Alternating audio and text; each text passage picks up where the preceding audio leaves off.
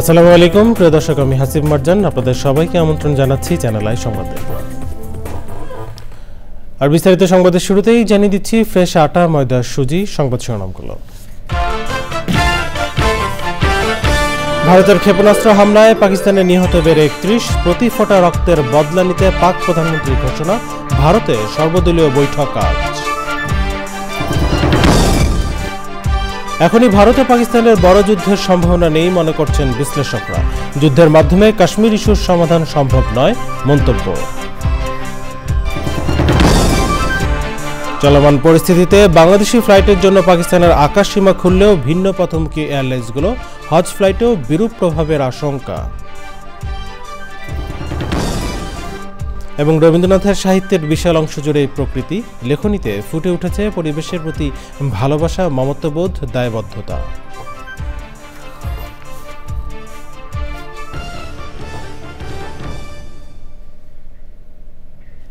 সংবাদ শিরোনামগুলো জানাচ্ছিলাম। এখনকার সংবাদের জন্য একই সঙ্গে চ্যানেলের ইউটিউব চ্যানেলে এবং চ্যানেলের ওটিটি প্ল্যাটফর্ম আই স্ক্রিনে লাইভ স্ট্রিম হচ্ছে। চলছে বিস্তারিত সংবাদে।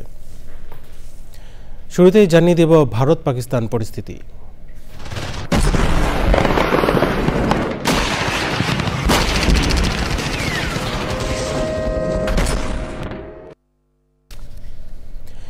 পাকিস্তানে ভারতের ক্ষেপণাস্ত্র হামলায় দেশটিতে নিহতের সংখ্যা বেড়ে 31 জনে দাঁড়িয়েছে। জাতির উদ্দেশ্যে দেওয়া ভাষণে দেশটির প্রধানমন্ত্রী শাহবাজ শরীফ বলেছেন, ভারতের বিমান হামলায় নিহতদের প্রতি ফোঁটা রক্তের বদলা নেওয়া হবে।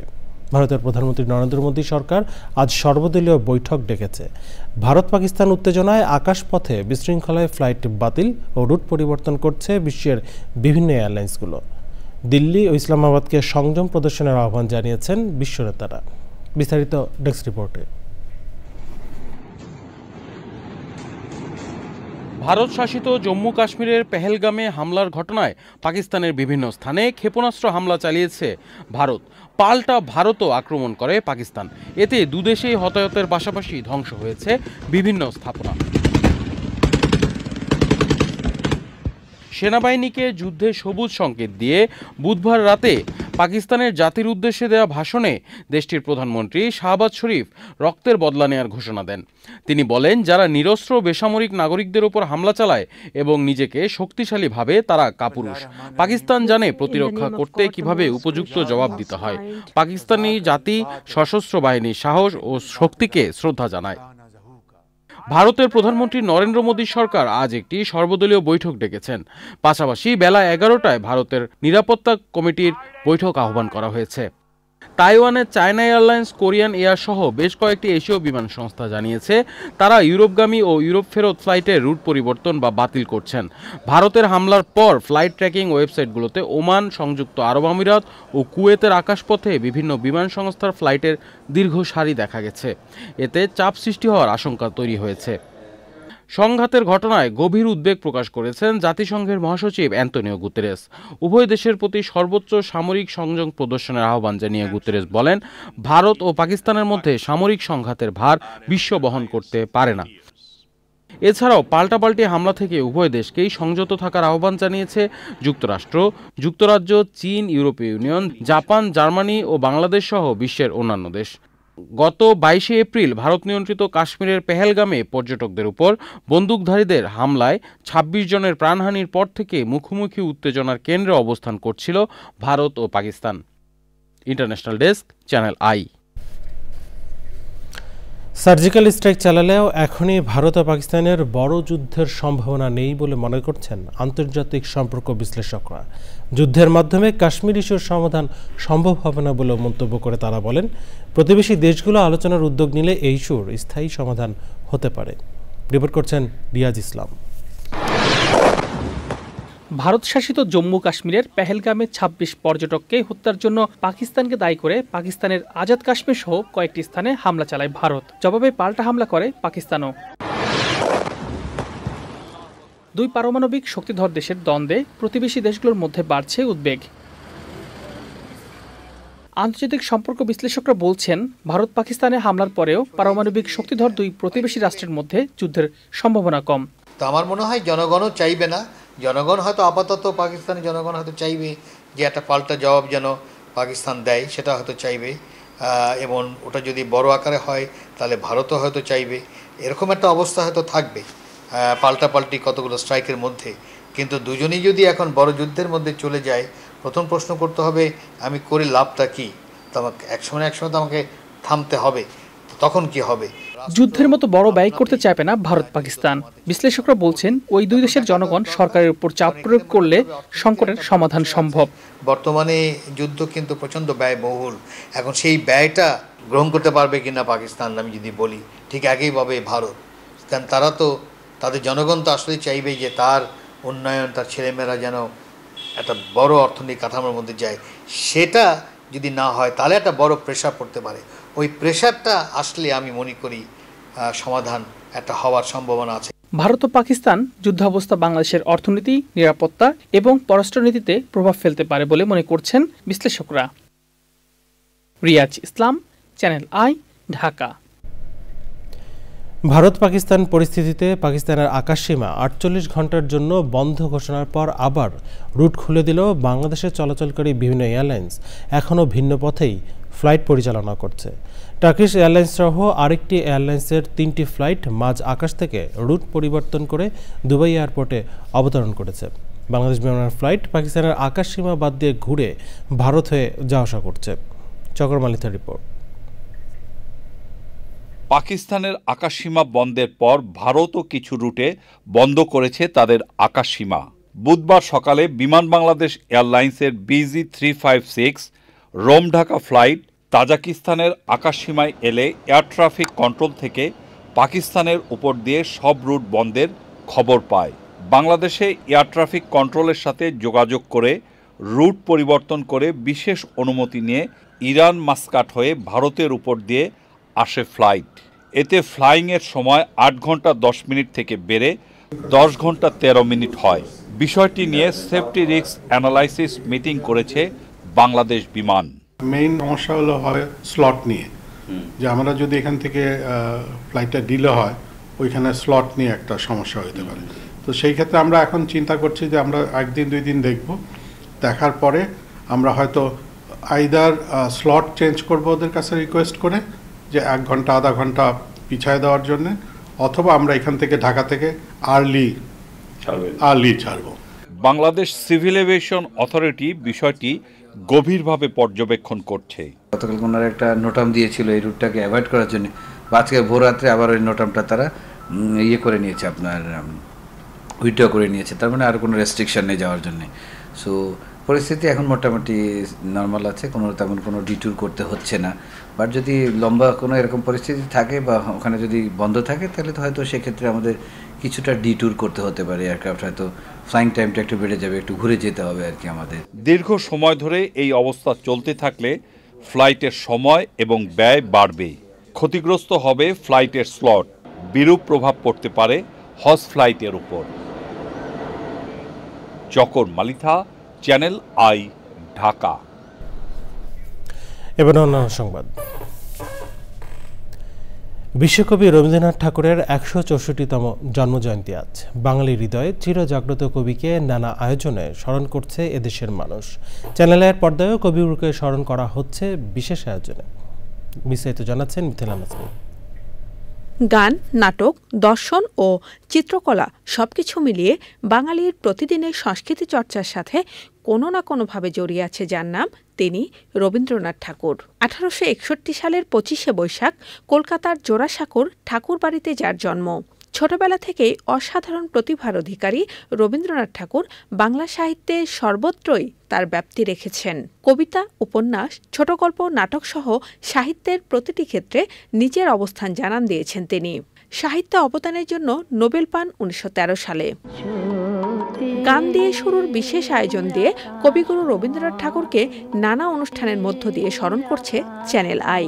থাকছে বিশিষ্ট রবীন্দ্রসঙ্গীত শিল্পী ও সঙ্গীত শিক্ষা প্রতিষ্ঠান ছায়ানটের অন্যতম প্রতিষ্ঠাতা প্রয়াত সঞ্জিতা খাতুনকে উৎসর্গ করে অনুষ্ঠান সরাসরি রবীন্দ্রনাথ। রবীন্দ্রনাথ স্মরণে রয়েছে চলচ্চিত্র চারুলতা। আমাকে নিয়ে চারু এত বাড়াবাড়ি করছে কেন? এছাড়া মুকিত মজুমদার বাবুর পরিকল্পনা, পরিচালনা ও উপস্থাপনায় রাত 10:15 বিশেষ অনুষ্ঠান প্রকৃতিতে কবি তুমি রবে নীরবে।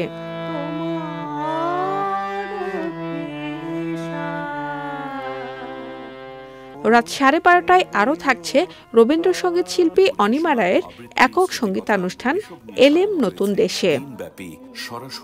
Mithila Nasnin, channel I, Dhaka. রবীন্দ্রনাথের সাহিত্যের বিশাল অংশ জুড়ে রয়েছে প্রকৃতি।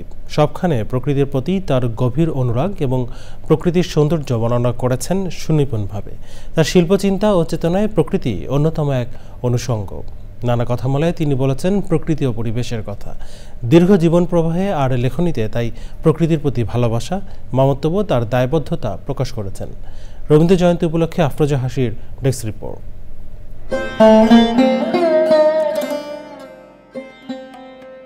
আদিকাল থেকেই প্রকৃতি কখনো মাতৃরূপে মানুষকে আগলে রেখেছে, আবার কখনো মানব মনকে উদ্বেলিত করেছে তার রূপ আর মোহনীয় সৌন্দর্যে। রবীন্দ্রনাথ ঠাকুরও আকুণ্ঠ চিত্তে প্রকৃতির প্রেমে পড়েছিলেন।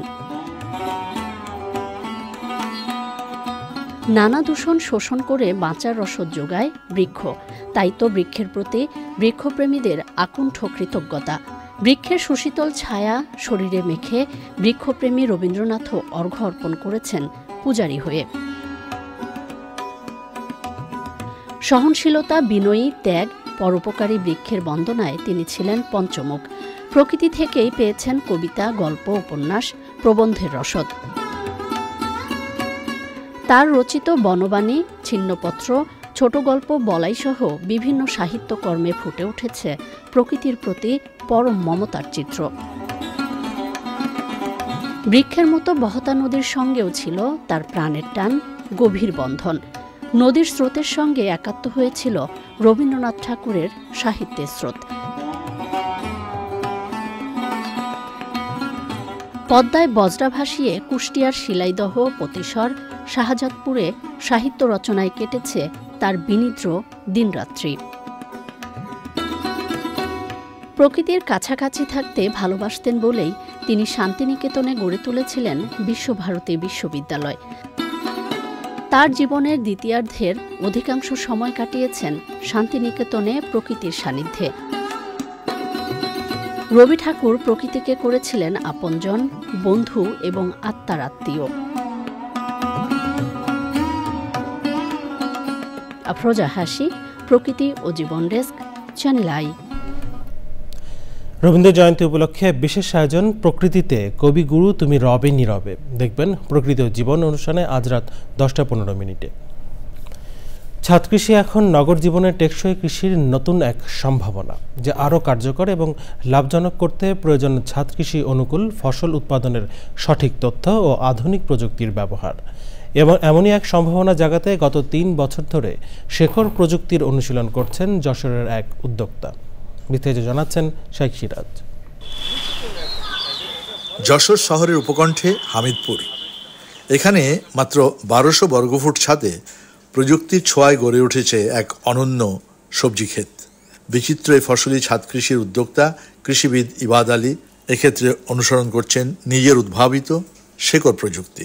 মূলরমের সংখ্যা যত বেড়ে যাবে উৎপাদন তার তত বাড়বে, কিন্তু আমি যদি ড্রামে দেই তখন অল্প জায়গায় মূলরমের সংখ্যাটা কমে যায়, তখন ওই শিকড়টা চারদিকে সরাইতে পারে না। এর জন্য যে 4 ইঞ্চি মাটি দরকার, কিন্তু আমি যদি 16 ইঞ্চি ড্রামে দেই তাহলে নিচে যে 12 ইঞ্চি মাটি থাকলেও অকেজ থাকলো, কারণ ওখান থেকে সে ভিটামিন মিনারেল নিতে পারতেছে না। কিন্তু ওইটাকে যদি আমি পাশে বাড়াইতে পারি তাহলে ওর অনেক জায়গা পায়, মূলরমের সংখ্যা বেড়ে যায়, নিজেই সহজে খাবারটা গ্রহণ করতে পারে এবং সে একেবারেই জমির মতো ফসল দিবে। এই প্রযুক্তির কল্যাণে শুধু রকমারি সবজি উৎপাদন নিশ্চিত হচ্ছে না, ছাদের উপর অতিরিক্ত ওজন না বাড়িয়েও মাটি ব্যবহারে রাখা হচ্ছে ভারসাম্য। এটা কাঠের একটা ফ্রেম করেছি, করার পরে এই কাঠের তক্তা দিয়ে এর পলিথিন আবার সিদ্ধ করে দিয়েছি। তাহলে আমার এসে 318 স্কোয়ার ফিট জায়গায় 154 কেজি মাটি লাগছে, যা বড় একটা ড্রামের সমান। সেখানে সেই মাটিটাকে আপনি ছড়িয়ে জি সেটা ছড়িয়ে দিয়েছি। তার গবেষণা বলছে 1 বছরে এই পদ্ধতিতে বিনিয়োগের 5 গুণ লাভ আনা সম্ভব। 5000 টাকা যদি আমি ইনভেস্ট করি ছাদে, তা 1 বছরে 25,000 টাকা সম্ভব। মাটি পানি সারের পরিমিত ব্যবহারের মাধ্যমে বেড পদ্ধতিতে শেকড় প্রযুক্তিতে ছাদ কৃষি ইতিমধ্যেই প্রমাণ করেছে ফসলের উৎপাদন বাড়িয়ে দেয়। যারা শহরে নগরে ছাদ কৃষি কিংবা আঙিনায় করছেন তাদের জন্য এই প্রযুক্তিটি একটি লাক্সারি প্রযুক্তি হতে পারে, যা ইতিমধ্যেই যশোরের ইবাদ আলী প্রমাণ করেছেন। যশোরের হামিদপুর থেকে শাইখ সিরাজ, চ্যানেল আই। জানাবো নিটল টাটা কৃষি সংবাদ।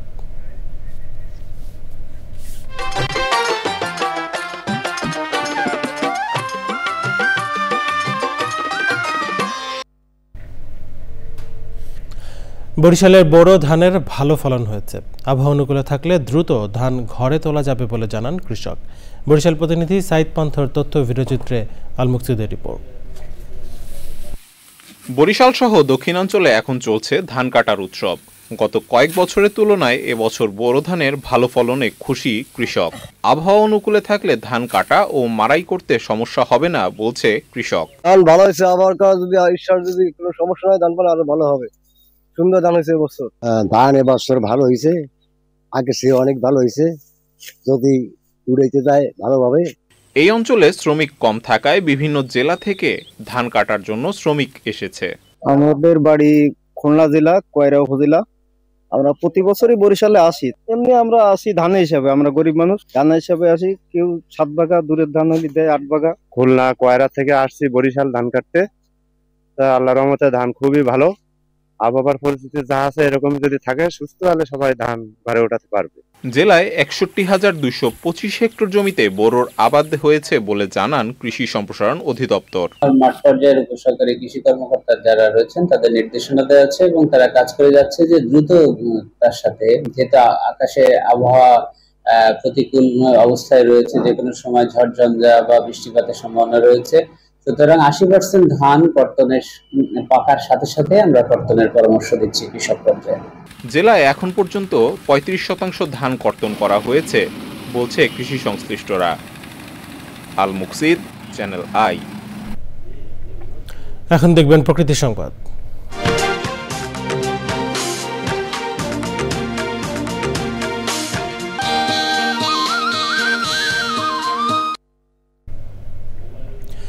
খননের অভাবে মৃতপ্রায় মেহেরপুরের কাজলা নদী। নাব্যতা হারিয়ে ফসলি জমিতে পরিণত হয়েছে নদীটি। রাজনৈতিক ছত্রছায়ায় নদীর জমি দখল করে চলছে চাষাবাদ। স্থানীয়দের অভিযোগ, কাজলা নদী খননের নামে কোটি টাকা আত্মসাৎ করেছেন সংশ্লিষ্টরা। প্রাণ প্রকৃতি রক্ষায় নদীটি পুনঃখননের দাবি তাদের। মেহেরপুর থেকে গোলাম মোস্তফা রিপোর্ট। মেহেরপুরের বুক ছিঁড়ে বয়ে গেছে ইতিহাসখ্যাত কাজলা নদী। একসময় এই নদী দিয়ে বড় বড় বজরা ও নৌকায় করে চলাচল করত ব্রিটিশ বেনিয়ারা। যাতায়াতের সুবিধায় কাজলা নদী পাড়ে গড়ে তুলেছিল আমঝুপি নীলকুঠি। কিন্তু কালের বিবর্তনে আর ভূমিদস্যুদের কবলে প্রমত্তা কাজলা নদী এখন মৃতপ্রায়। রাজনৈতিক প্রভাবে চলছে নদীর জমি দখল। নদীর বুক জুড়ে চলছে ফসল উৎপাদন। কাজলা নদী এমন ভরাট হয়ে গেছে, চারিকলে থেকে ভরাট হয়ে বুঝে গেছে, অযোগ্য, এখন অযোগ্য হয়ে গেছে। গত সরকারের সময় কিছু প্রজেক্ট হাতে নেওয়া হয়েছিল, তার আগে সরকারের সময় প্রজেক্ট হাতে নেওয়া হয়েছিল, কিন্তু কোনো প্রজেক্টই শেষ হয়নি। যে অবস্থা এখন, আগের যে অবস্থা ছিল এখন সেই অবস্থা নাই। এখন কাজলা নদী দেখে মনে হচ্ছে যে ধান চাষ করে। নদী ভরাট হয়ে যাওয়ায় পানি সংকটে স্থানীয়রা। এখন আমাদের এই কাজলা নদী ভরাট হওয়ার কারণে মুক্ত পানি আর ব্যবহার করতে পারছে না, বরং নিচ থেকে যত বেশি পানি তুলছে আমাদের ওয়াটার লেভেল আরও নিচে নেমে যাচ্ছে। কাজলা নদী খননে উদ্যোগ নেওয়ার কথা জানিয়েছে কর্তৃপক্ষ। স্থানীয় সকল শ্রেণী পেশার লোকজনকে নিয়ে একটি গণশুনানি অনুষ্ঠিত হয়েছে। সেই পরিপ্রেক্ষিতে পানি উন্নয়ন বোর্ড তারা ব্যবস্থা নিচ্ছে এবং ইতিমধ্যে তারা পত্র প্রেরণ করছে। কাজলা নদী খননের জন্য আমরা ইতিমধ্যে উদ্যোগ গ্রহণ করেছি। আমরা 58 কিলোমিটার কাজলা নদীর খননের জন্য একটা সমীক্ষা কমিটি গঠন করা হয়েছে। এর প্রেক্ষিতে আমরা পরবর্তীতে যে সমীক্ষা প্রতিবেদনের সুপারিশ সে মোতাবেক খননের জন্য আমরা প্রকল্প উপস্থাপনা দাখিল করব। কাজলা নদী বাঁচাতে সমন্বিত পদক্ষেপের পাশাপাশি সচেতনতার উপর গুরুত্ব আরোপ করেছেন পরিবেশবাদীরা। মেহেরপুর থেকে গোলাম মোস্তফা, চ্যানেল আই। জানাবো খেলার খবর।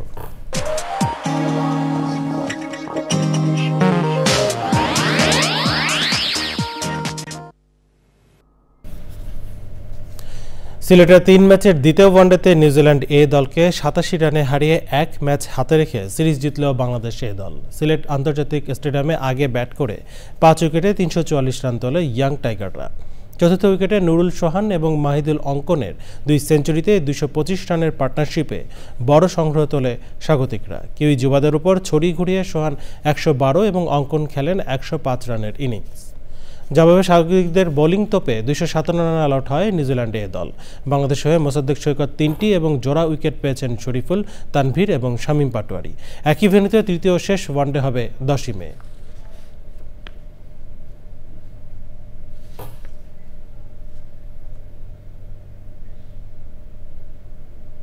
টি-20 পর এবার টেস্ট ক্রিকেট থেকে অবসরের ঘোষণা দিলেন ভারতীয় অধিনায়ক রোহিত শর্মা। সামাজিক যোগাযোগ মাধ্যমে জানিয়েছেন এই ওপেনার। সবশেষ ডিসেম্বরে অস্ট্রেলিয়ার বিপক্ষে মেলবোর্ন টেস্টই হয়ে থাকল রোহিতের ক্যারিয়ারের শেষ টেস্ট। 2024 থেকে টেস্টে ছন্দহীন রোহিত ছিলেন সমালোচনার মধ্যেই। গুঞ্জন ছিল অধিনায়কত্ব হারানোরও। বোর্ডের সিদ্ধান্তের আগেই নিজেকে গুটিয়ে নিলেন ভারতকে 2024 টি-20 বিশ্বকাপ জেতানো অধিনায়ক। সব মিলিয়ে 11 বছরের ক্যারিয়ারে 67 টেস্ট ম্যাচ খেলেছেন রোহিত। 40.57 গড়ে করেছেন 4031 রান। 12টি সেঞ্চুরির সঙ্গে আছে 18টি 50। সাদা পোশাকের ক্রিকেট থেকে সরে গেলেও ওয়ানডে চালিয়ে যেতে চান রোহিত। 20 জুন লিডসে শুরু হবে ইংল্যান্ড ভারত 5 ম্যাচের টেস্ট সিরিজ। সেই সিরিজের আগেই নতুন অধিনায়কের নাম ঘোষণা করবে বিসিসিআই। এই দৌড়ে এগিয়ে আছেন বর্তমান টেস্ট দলের সহ অধিনায়ক জসপ্রীত বুমরা। সংবাদ শেষ করবো, তবে যাওয়ার আগে ফ্রেশ আটা ময়দা সুজি সংবাদ শিরোনামগুলো জানিয়ে দিচ্ছে আরও একবার। ভারতের ক্ষেপণাস্ত্র হামলায় পাকিস্তানে নিহত বেড়ে 31, প্রতি ফোঁটা রক্তের বদলা নিতে পাক প্রধানমন্ত্রীর ঘোষণা। ভারতে সর্বদলীয় বৈঠক আজ। এখনই ভারত ও পাকিস্তানের বড় যুদ্ধের সম্ভাবনা নেই মনে করছেন বিশ্লেষকরা। যুদ্ধের মাধ্যমে কাশ্মীর ইস্যুর সমাধান সম্ভব নয় মন্তব্য। চলমান পরিস্থিতিতে বাংলাদেশি ফ্লাইটের জন্য পাকিস্তানের আকাশ সীমা খুললেও ভিন্ন পথমুখী এয়ারলাইন্সগুলো, হজ ফ্লাইটেও বিরূপ প্রভাবের শঙ্কা। এবং রবীন্দ্রনাথের সাহিত্যের বিশাল অংশ জুড়ে প্রকৃতি, লেখনীতে ফুটে উঠেছে পরিবেশের প্রতি ভালোবাসা, মমত্ববোধ, দায়বদ্ধতা।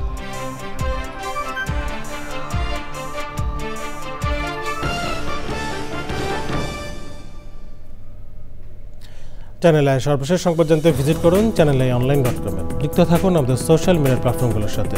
এই ছিল চ্যানেলের সংবাদ এখনকার আয়োজন। এতক্ষণ সাথে থাকার জন্য ধন্যবাদ সবাইকে।